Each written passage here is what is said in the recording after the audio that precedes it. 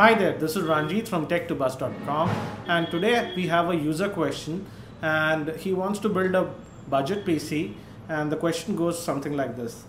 This is Swapnil from Facebook, and he asked me, I want to build a new PC but my budget is up to rupees 25,000, that's about 500 US dollars. I'm not going to do much gaming on it, so kindly suggest me a config.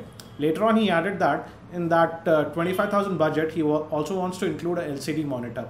So I have kept around 6,500 rupees for the LCD monitor and the keyboard and mouse combo. So that leaves us with just about 18,500 rupees to build his PC. And this is the config I suggested him. For the processor, we'll go with the Core i3-2100. This is clocked at 3.1 GHz and it's a dual core processor. But hyper-threading is enabled on this processor, so your operating system will see it as a 4-core. Also, as this is a Sandybridge processor, there is built-in graphics support on the processor itself. And this processor is a good choice for a mid-range computer. And the price for this processor is about 5,800 rupees. For the motherboard, I suggest this Intel board DH67VR. This is an entry-level motherboard from Intel based on the H67 chipset, and it offers a lot of goodies. Basically, this board offers us 14 USB ports. Out of that, 12 are USB 2 ports, and we even get 2 USB 3 ports. The only big limitation with this motherboard is that the SATA ports given on this motherboard are just 2. So if you are just using one DVD-ROM drive and one hard drive, your SATA ports will be full. You cannot add additional hard drives. If you are not planning to add any additional hard drive, this is a good motherboard.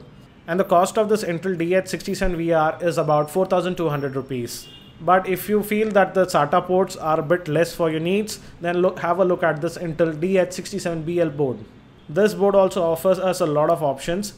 We get 16 USB ports, out of which 14 are USB 2 ports and 2 are USB 3 ports. We also get 5 SATA ports, out of which 2 are based on SATA 6 gigabit and the rest are based on the SATA 2 interface. We also get 1 eSATA port.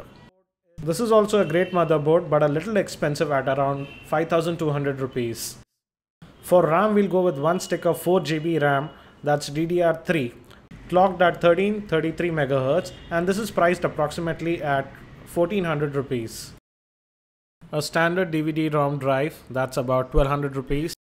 For storage, we'll use a 500 GB hard drive, a 7200 RPM hard drive, that's priced at about 2,000 rupees. For the cabinet, we'll use a generic eyeball cabinet or any other cabinet priced around 1,500 rupees. And for the SMPS, we'll use a 350 watt SMPS from Cooler Master or Antec.